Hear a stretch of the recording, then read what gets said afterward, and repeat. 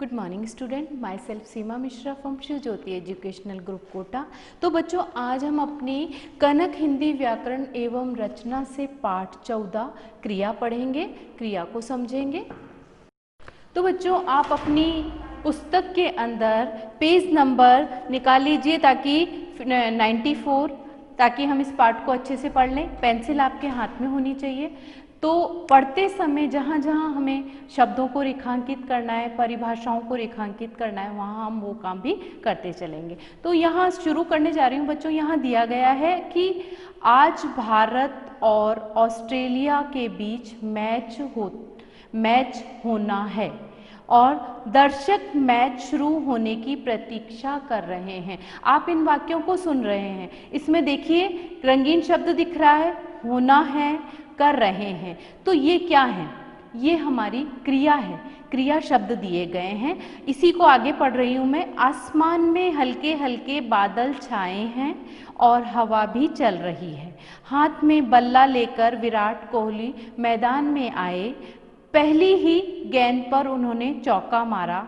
दर्शकों ने तालियां बजाई। आप देख रहे हैं यहाँ कुछ रंगीन शब्द नजर आ रहे हैं। ये रंगीन शब्द क्रिया की पहचान कराते हैं। तो पहले तो मैं आपको बता दूं कि क्रिया होती क्या है। क्रिया यानी कि किसी भी काम को करना, जैसे उठना, बैठना, सोना, गाना, हंसना, रोना, ये सभी क्रिया होती है।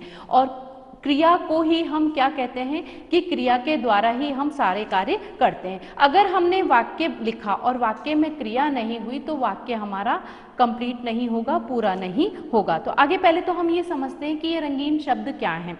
तो इन वाक्यों में कर रहे हैं, आए, मारा, बजाई, कार्य किए जा रहे हैं, मतलब ये कार्य अपने आप हो रहे हैं।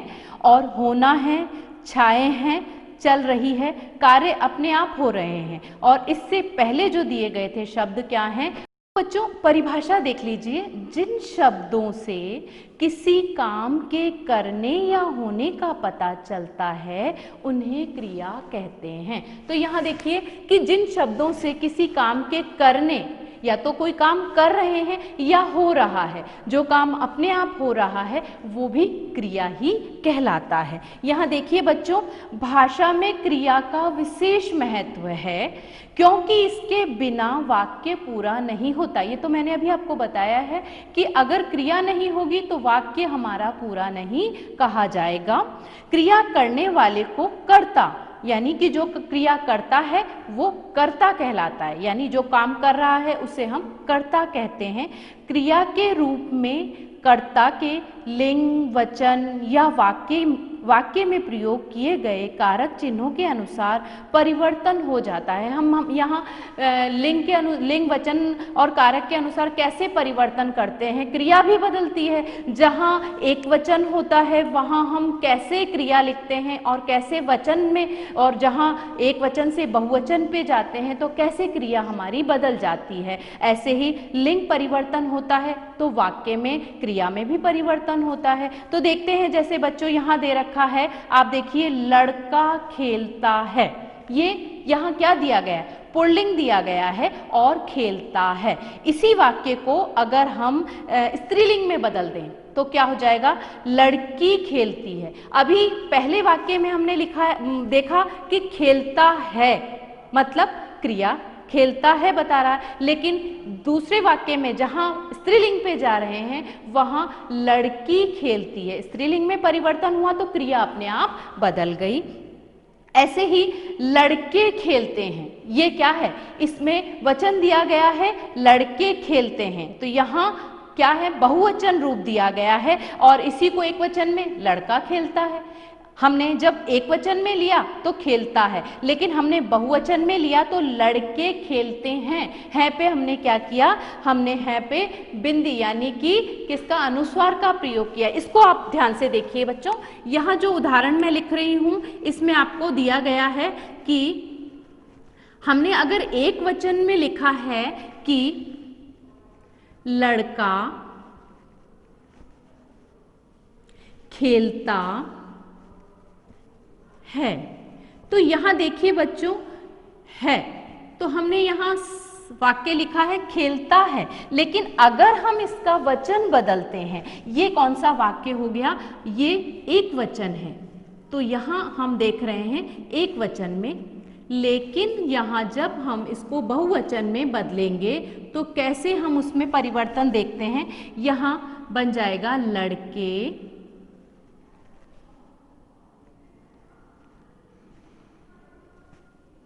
लड़के बहुवचन हो गया, यहाँ खेलते, क्रिया बदल रही है, ता और ते मात्रा, और हैं पे हमें अनुस्वार का प्रयोग करना है।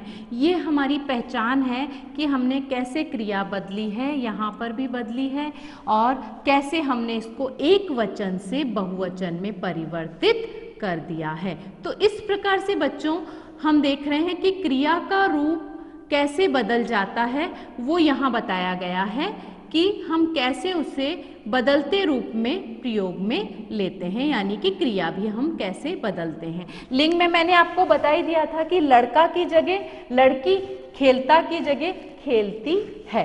तो कैसे लिंग परिवर्तन होता है, और वचन में मैंने इसीलिए आपको बताया है कि आपको ध्यान रखना है कि अगर हम बहुवचन में जाते हैं तो कैसे हम वहाँ कैसे परिवर्तन करते हैं, अनुस्वार का प्रयोग हमें विशेष रूप से करना चाहिए। तो ये ध्यान रखना है कि आपको यहाँ अनुस्वार का प्रयोग करना है। आगे बढ़ते हैं बच्चों हम अब क्रिया के भेद। सबसे पहले तो मैं आपको बता दूं कि क्रिया के दो भेद होते हैं।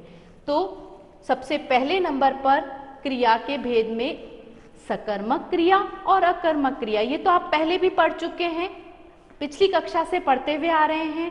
आपको सबको पता है कि क्रिया के कितने भेद होते हैं, दो भेद होते हैं। तो यहाँ हम क्रिया के भेद को समझेंगे। क्रिया के भेद,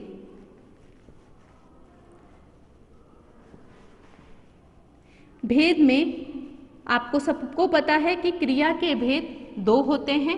तो सबसे पहले नंबर पर हम ले लेते हैं, कौन सा भेद दिया गया है आपके, अकर्मक।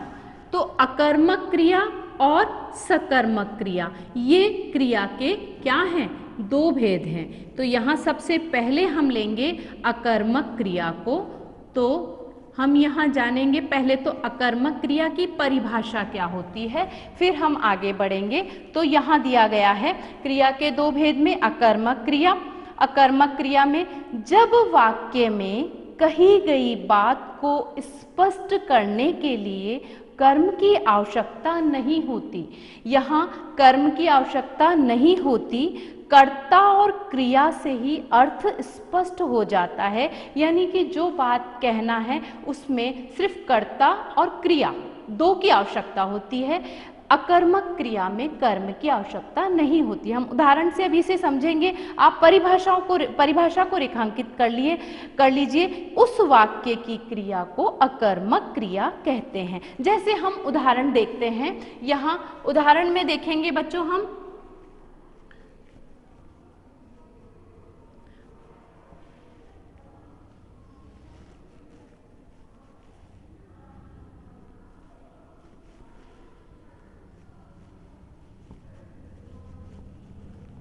तो उदाहरण में देख लेते हैं बच्चों हम कि क्या दिया गया है। यहां दिया गया है जैसे पक्षी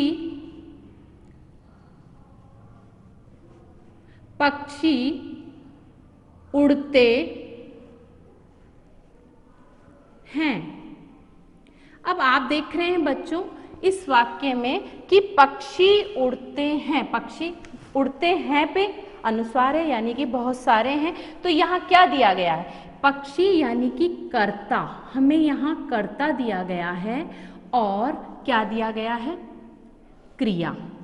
लेकिन इस वाक्य में हमें क्या नहीं दिया गया है, इस वाक्य में बच्चों हमें क्या नहीं दिया गया है, कर्म। तो जिस वाक्य में कर्म नहीं होता है वह वाक्य हमारा अकर्मक वाक्य कहलाता है।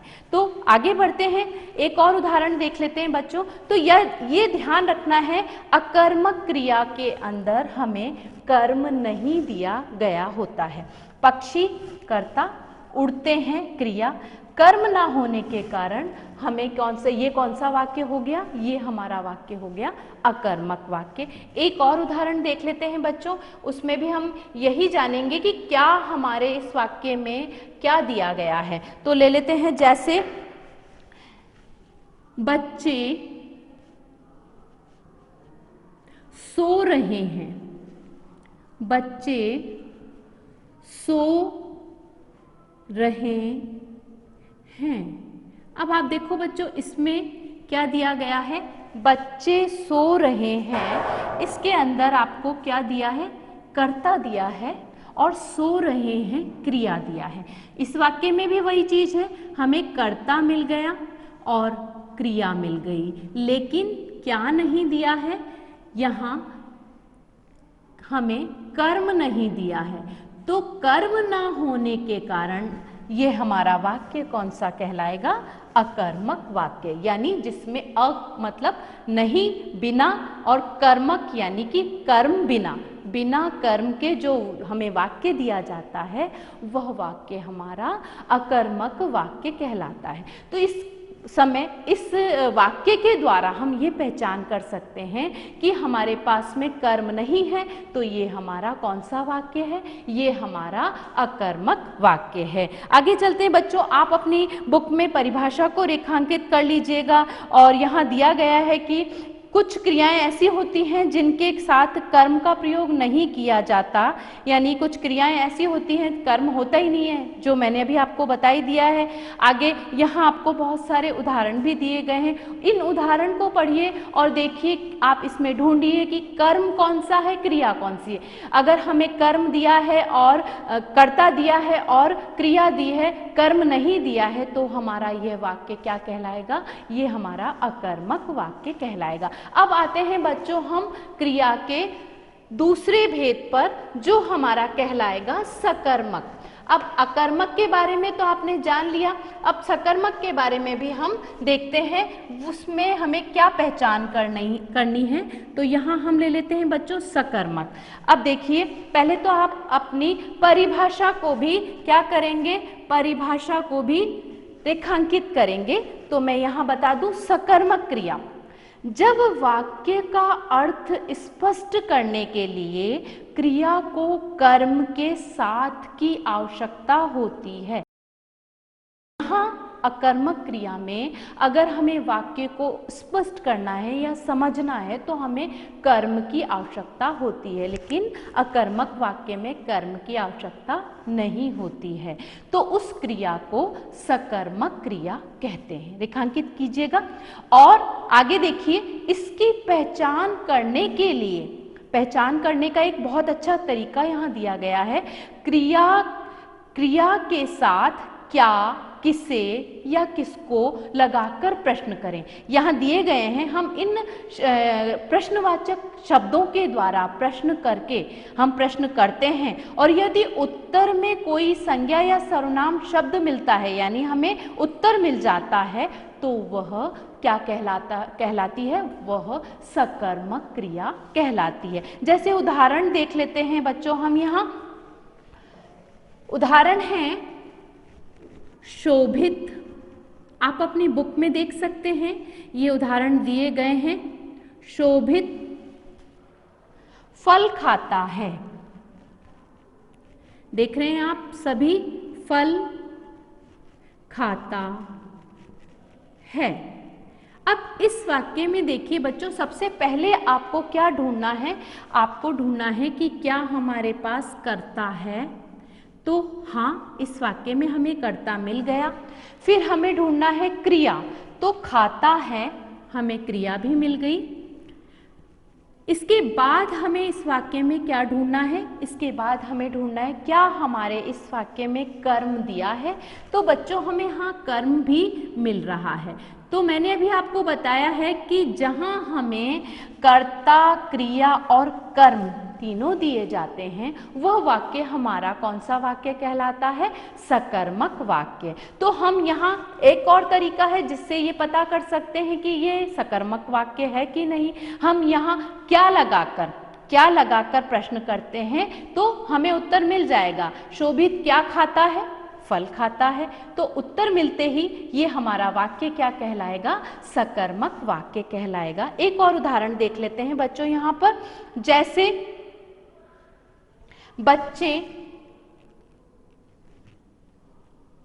बच्चे फुटबॉल खेलते हैं। बच्चे फुटबॉल खेलते हैं। अब इस वाक्य में भी यही चीज हमें देखना है कि हमें क्या इसमें कर्ता, क्रिया और कर्म दोनों मिल रहे हैं। तो सबसे पहले मैंने कहा आपको सबसे पहले क्या ढूंढना है? कर्ता। तो क्या इस वाक्य में हमें कर्ता मिल गया? हाँ, हमें कर्ता मिल गया है। और खेलते हैं ये हमारी क्या है? ये हमारी क्रिया है। तो हमें कर्म, हाँ कर्म भी हमें मिल गया है। तो इस तरीके से हम क्या देख रहे हैं कि हमारा ये जो वाक्य है, ये हमारा वाक्य कर्ता, कर्म और क्रिया के साथ होने के कारण ये सकर्मक वाक्य कहलाएगा। साथ में हम क्या लगाकर प्रश्न कर सकते हैं कि बच्चे क्या खेलते हैं? उत्तर मिल गया, फुटबॉल खेलते हैं। तो यहाँ हमें इन प्रश्नवाचक जो शब्द होते हैं, प्रश्नसूचक, इसके द्वारा हम प्रश्न करके इस बात को भी पता कर सकते हैं कि क्या हमारा ये वाक्य अकर्मक है या सकर्मक। आगे आपको यहाँ दिया गया है बच्चों, बहुत सारे उदाहरण हैं। आप इन उदाहरण को देखकर लिखेंगे, पहचान करेंगे कि हमें कर्ता ढूंढना है, कर्म ढूंढना है और क्रिया ढूंढनी है। अगर हमें ये मिलता है तो हम इस वाक्य को सकर्मक बताएंगे, और अगर हमें कर्म नहीं मिलता है, सिर्फ कर्ता और क्रिया मिलती है, तो वो हमारा वाक्य अकर्मक कहलाएगा। आप उदाहरण हैं उनको अभ्यास करेंगे तो आपको ये समझ में आ जाएगा। और मैंने एक तरीका बता रखा, इसमें दिया गया है क्या किसे किसको लगाकर अगर हम प्रश्न करते हैं और हमें उत्तर मिल जाता है तो ये हमारा सकर्मक वाक्य कहलाता है। आगे आते हैं बच्चों, सकर्मक क्रियाओं के साथ कभी एक कर्म होता है और कभी कभी दो कर्म होते हैं। ये भी ध्यान रखिएगा, ऐसा नहीं है कि हमें एक ही कर्म दिया जाता है, कभी कभी हमें दो कर्म भी दिए जाते हैं। इस आधार पर सकर्मक क्रिया दो प्रकार की होती है, एक कर्मक और द्विकर्मक। तो हम एक कर्मक यानी देखते हैं ये कौन सी होती है और कैसे हम उसको समझ सकते हैं। तो यहाँ हम ले लेते हैं एक कर्मक यानी एक कर्म की पहचान हम कैसे करेंगे, और द्विकर्मक यानी दो कर्म की पहचान हम कैसे करेंगे। आप अपनी बुक में देखते चलिए, पेज नंबर 95 पे दिया गया है। तो यहाँ सबसे पहले तो हम ले लेते हैं एक कर्मक की पहचान करने का तरीका कैसे होगा। तो यहाँ सबसे पहले मैं लिखने जा रही हूँ एक कर्मक, एक कर्मक, और फिर मैं आपको यहां बता रही हूं द्विकर्मक यानी दो कर्म। जहां दो कर्म दिया जाता है वो द्विकर्मक कहलाएगा। तो हम इस वाक्य में देखेंगे कि किस तरीके से यहां दिया गया है कि आप एक कर्म और दो कर्म को कैसे पहचान सकते हैं। तो यहाँ दोनों ही वाक्य में एक साथ लिखकर बता दूंगी तो आपको समझ में आ जाएगा कि आप कर्म की पहचान कैसे करेंगे। तो सबसे पहले देखिए एक उदाहरण यहाँ दिया गया है, जैसे पुजारी प्रसाद बांटते हैं। तो उदाहरण दिया गया है, आप देख लीजिए सभी। पुजारी प्रसाद, मंदिर में जाते हैं प्रसाद मिलता है, तो यहाँ दिया है पुजारी प्रसाद बांटते हैं, बांटते हैं। क्योंकि हमारा वाक्य बहुवचन में है तो यहाँ हमें है पर अनुस्वार का प्रयोग किया गया है यहाँ पर। और इसी को क्योंकि इसमें दिया गया है पुजारी करता है, बांटता है क्रिया, और प्रसाद हमारा किस में आ गया? कर्म में। तो हमें यहाँ एक कर्म तो मिल गया। इसी वाक्य को हम आगे बढ़ाते हैं तो हम देखेंगे कि पुजारी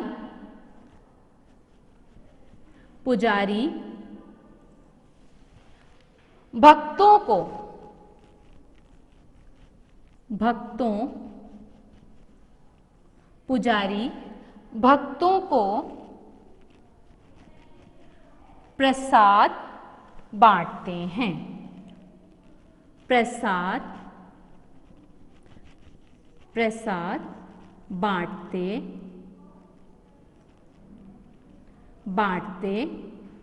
हैं।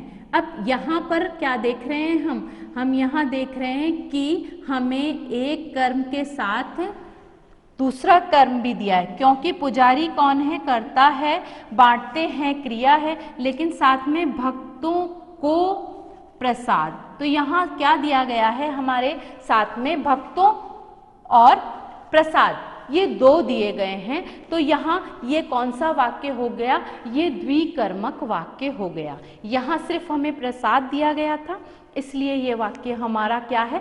एक कर्म के साथ होने के कारण एक कर्मक हो गया। यहाँ हमें भक्तों और प्रसाद दोनों दिया गया है, दो कर्म होने के कारण द्विकर्मक क्रिया वाला कहलाएगा या द्विकर्मक क्रिया कहलाएगा। आगे आप अपनी बुक में देखिए, यहाँ सभी उदाहरण आपको इसी तरीके से अभ्यास के द्वारा समझना है। जैसे एक और उदाहरण मैं बोल के बता रही हूँ आपको, अध्यापिका हिंदी पढ़ाती हैं। तो यहाँ अध्यापिका हिंदी पढ़ाती हैं, है पे अनुस्वार है, लेकिन आपने जब वचन पढ़ा था तो मैंने आपको बताया था कि जब हम अपने से बड़ों को आदर और सम्मान देते हैं तब वहाँ हम एक वचन की जगह बहुवचन का प्रयोग करते हैं। तो यहाँ क्योंकि एक वचन है, लेकिन हमने है पर अनुस्वार लगाया क्योंकि हम उन्हें रिस्पेक्ट यानी आदर देने के लिए इसका प्रयोग कर रहे हैं। इसी वाक्य को मैं द्विकर्मक में पढ़ के बता रही हूँ।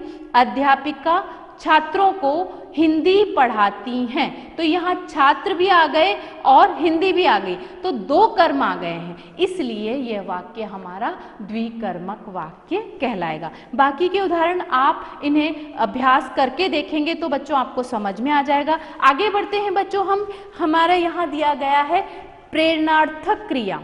प्रेरणार्थक क्रिया यानी कि किसी को प्रेरणा देना काम करने के लिए। जब हम किसी को प्रेरणा देते हैं, किसी से कहते हैं, तो क्या होता है? आप पहले रेखांकित कर लीजिए। वाक्य का कर्ता जब कोई कार्य स्वयं ना करके, मतलब जो काम मैं खुद ना करके या जो भी कर रहा है वह स्वयं ना करके, खुद ना करके दूसरों से करवाता है या किसी दूसरे को कार्य करने की प्रेरणा देता है। या तो मैं दूसरे से करवाऊंगी या उससे प्रेरणा दूंगी कि तुम्हें ये कार्य करना है, तो वहाँ प्रेरणार्थक क्रिया होती है। बहुत सरल बात है। प्रेरणार्थक यानी कि कार्य स्वयं न करके दूसरे से करवाना प्रेरणार्थक क्रिया की पहचान है। तो ये चीज आप ये यहाँ परिभाषा रेखांकित करिए। हम उदाहरण को देख लेते हैं कि कैसे आप बता सकते हैं कि प्रेरणार्थक क्रिया कहाँ होती है और कैसे हम उसको समझ सकते हैं। तो सबसे पहले तो मैं आपको बता दूं कि आपको अपनी परिभाषा जो है वो रेखांकित करनी है। रेखांकित करेंगे तो आपको बिल्कुल समझ में आ जाएगा कि किसी भी काम को करने की जब हम किसी और को प्रेरणा देते हैं तो वो हमारा प्रेरणार्थक क्रिया की पहचान होता है। तो यहाँ मैं लिखने जा रही हूँ प्रेरणार्थक क्रिया। तो आप सभी इस परिभाषा को जरूर रेखांकित कर लें बच्चों, ताकि आपको याद रहेगा कि हमें परिभाषा को समझकर ही आगे बढ़ना है। प्रेरणार्थक क्रिया, तो यहाँ हम देख रहे हैं प्रेरणार्थक क्रिया के अंदर उदाहरण। मैं सीधे आपको उदाहरण बताने जा रही हूँ ताकि आपको ये समझ में आ जाएगा कि उदाहरण से कैसे हम इसको आगे कर सकते हैं। जैसे हम ले लेते हैं कि शिक्षक छात्रों से पुस्तक पढ़वा रहे हैं, यानी स्वयं ना करके दूसरे से कार्य करवाना, छात्रों से कार्य करवाया जा रहा है। तो ये वाक्य हमारा कौन सा हो गया? प्रेरणार्थक वाक्य हो गया। तो यहां ले लेते हैं हम शिक्षक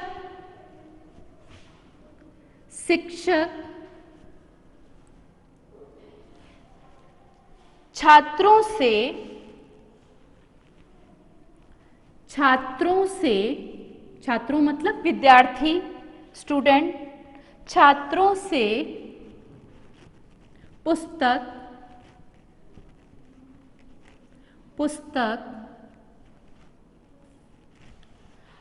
पढ़वा रहे हैं। इस चीज का ध्यान रखिए, कार्य स्वयं नहीं हो रहा है, करवाया जा रहा है। और जब कार्य पढ़वा रहे हैं, जब कार्य स्वयं नहीं हो करके किसी और से करवाते हैं, तो वहाँ हमारी कौन सी क्रिया होती है? वहाँ हमारी क्या होती है? वो हमारी प्रेरणार्थक क्रिया कहलाती है। इसी प्रकार इशिता भाई से पत्र लिखवा रही है। इस वाक्य में भी वही चीज ध्यान रखनी है आपको कि कार्य स्वयं ना करके किसी और से जब हम करवाते हैं तो वह वाक्य हमारा क्या कहलाता है? इशिता भाई से पत्र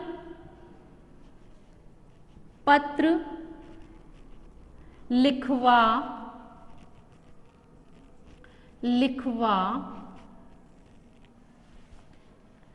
रही है।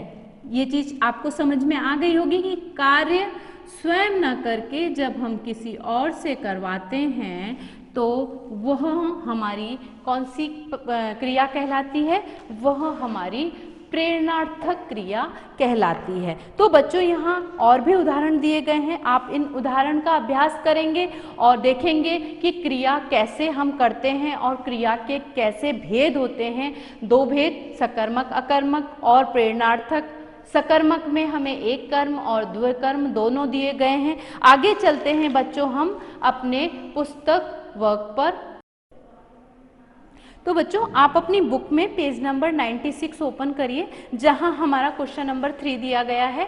कोष्टक में दिए गए क्रियापदों के सही रूप रिक्त स्थान में लिखिए। तो हमें यहाँ कोष्टक में जो क्रियापद दिए गए हैं उसका सही रूप लिखना है हमें। तो क देखिए, जोकर के कर्तव्य देखकर सब हंसना दिया गया है हमें क्रिया रूप, लेकिन हमें सही रूप प्रयोग में लेना है। तो हमने लिखा हंसने लगे। ऐसे ही कवि उच्च स्वर में कविता पढ़, यहाँ पढ़ना दिया गया है तो हम लेंगे पढ़ रहा है। आगे घ देखते हैं, कल हमारे विद्यालय में क्रिकेट मैच खेलना। तो सही रूप करा तो हमने खेला जाएगा।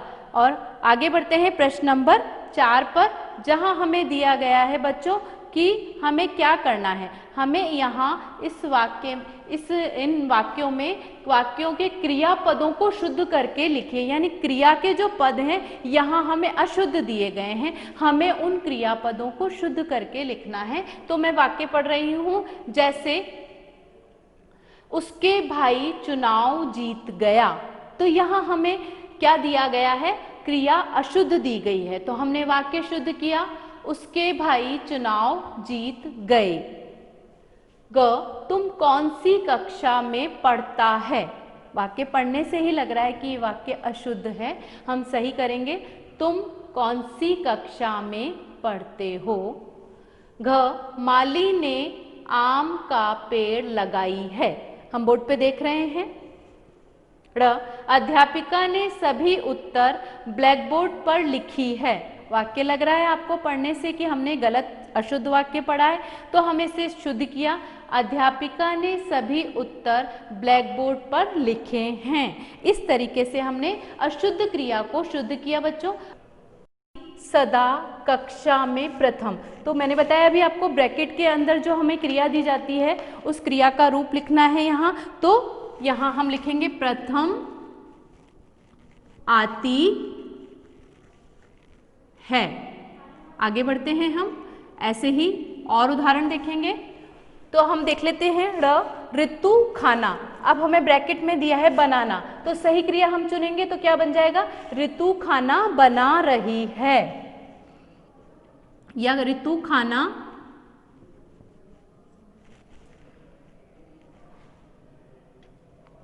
बना रही है।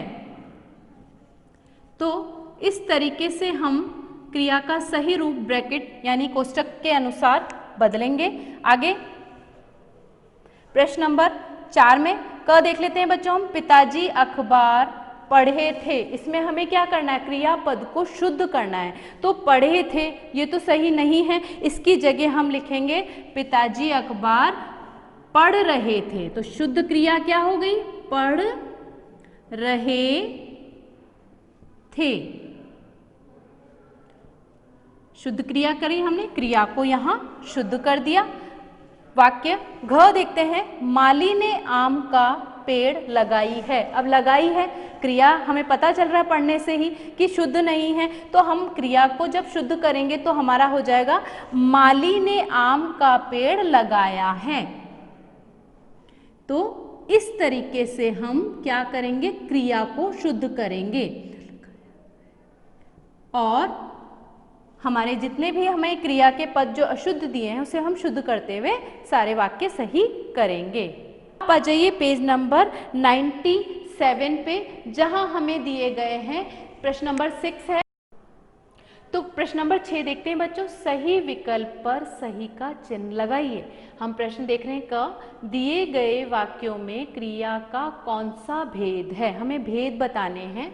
नंबर 1 पे देखते हैं हम मैच खेलने के लिए तैयार हैं। इस वाक्य में हमें क्या ढूंढना है, ये कौन सा वाक्य है कि सकर्मक है या अकर्मक। तो हम यहाँ कर्ता ढूंढ रहे हैं, क्रिया ढूंढ रहे हैं, साथ में कर्म भी ढूंढ रहे हैं। अगर हमें ये तीनों मिल गए हैं तो ये हमारा वाक्य कौन सा हो गया, सकर्मक।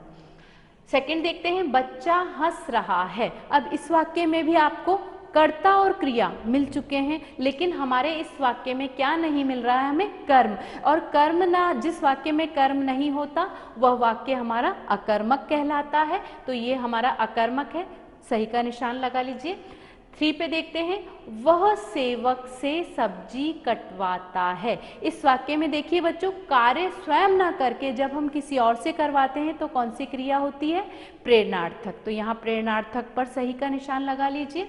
ख, प्रेरणार्थक क्रियाएं छांटिए। यहाँ बताना है आपको कि चारों में से कौन सी प्रेरणार्थक है। किसी से काम करवाने की क्रिया प्रेरणार्थक कहलाती है। तो यहाँ है खाना, खेलना, लिखवाना, पढ़ना। तो यहाँ लिखवाना क्रिया जो है किसी और से करवाई जा रही है, इसलिए ये प्रेरणार्थक क्रिया है। तो यहाँ सही का निशान लगा लीजिए। ग, अकर्मक क्रिया के उदाहरण पर सही का चिन्ह लगाइए। यहाँ अकर्मक क्रिया हमें पहचाननी है। हमें 4 वाक्य दिए गए हैं, तो कौन सा वाक्य जिसमें हमें क्या नहीं दिया है, कर्म नहीं दिया है। तो सबसे पहले ईशान पतंग उड़ाता है, इसमें कर्म दिया गया है। ईशान खाना खाता है, कर्म दिया गया है। ईशान पुस्तक पढ़ता है, कर्ता कर्म क्रिया तीनों हैं। नंबर 4 पे देख रहे हैं हम, ईशान सोता है, कर्ता है क्रिया है, लेकिन कर्म ना होने के कारण ये हमारा अकर्मक वाक्य कहलाएगा। घ, गगन पिता को पत्र लिख रहा है। वाक्य में क्रिया है प्रेरणार्थक, द्विकर्मक, एक कर्मक, अकर्मक। क्योंकि पिता को पत्र, ये क्या है हमारा द्विकर्मक की पहचान होने के कारण ये हमारा वाक्य क्या कहलाएगा, हमारा द्विकर्मक वाक्य कहलाएगा। तो बच्चों यहाँ आज हमने पाठ 14 क्रिया पढ़ा, जिसमें हमने जाना कि क्रिया कैसे होती है और क्रिया के भेद कितने हैं, भेदों को हम कैसे पहचान सकते हैं। तो मुझे आशा है बच्चों आपने इस पाठ को अच्छे से समझा होगा। धन्यवाद।